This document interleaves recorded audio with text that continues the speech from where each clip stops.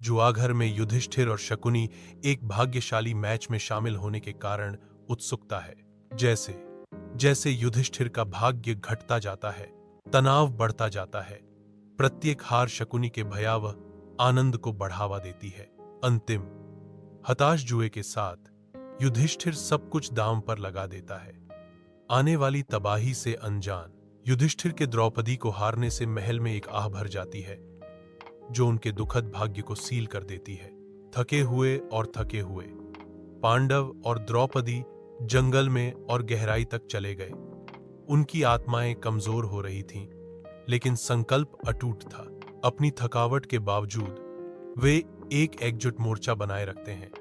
उनका बंधन उनके आसपास की कठोर जंगल के विपरीत है। द्रौपदी अपमान सहती है। हर शब्द एक नया घाव है, जो पांडवों के दिलों में क्रोध भड़काता है।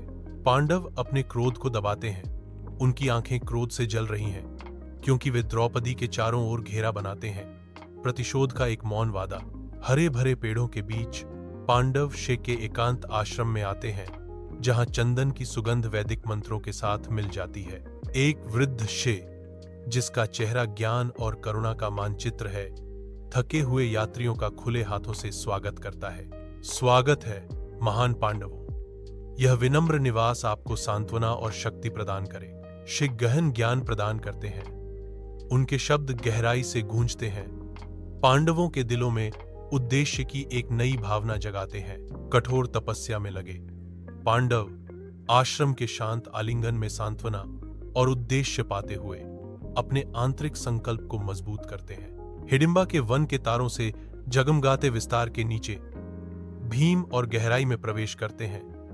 उनकी मशालें नाचती हुई छायाएं डालती हैं, जो वन की सुंदरता और उसके छिपे खतरों दोनों को प्रकट करती हैं। हिडिंबा शुरू में गहरे इरादों से प्रेरित होकर भीम की प्रभावशाली ताकत और महान आत्मा से मोहित हो जाती है। हिडिंबा भीम से गहरा प्रेम करती है, एक ऐसा प्रेम जो उनकी भिन्न प्रकृति से परे है। वे प्राचीन पेड़ों के बीच शादी करते हैं। उनका मिलन मानवीय वीरता और राक्षसी जादू का मिश्रण है। इंद्रकीला पर्वत की अद्भुत सुंदरता के बीच अर्जुन की अटूट भक्ति परम शक्ति का मार्ग प्रशस्त करती है।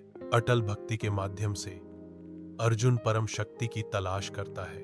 दिव्य प्रकाश की चमक में भगवान शिव अर्जुन को अपनी उपस्थिति से सम्मानित करते हैं, उनकी दृढ़ तपस्या का प्रतिफल देते हैं। अर्जुन की लगन से प्रसन्न होकर भगवान शिव उनके सामने प्रकट होते हैं। विराट के महल के भीतर गुप्त गतिविधियों का एक समूह चल रहा है। समय लगातार आगे बढ़ता रहता है। प्रत्येक गुजरते पल को कड़ी मेहनत और पर्दाफाश के निरंतर डर से चिह्नित किया जाता है। आखिरकार कथावाचक की आवाज गलियारों में गूंजती है, घोषणा करती है, निर्वासन का समय पूरा हो गया है।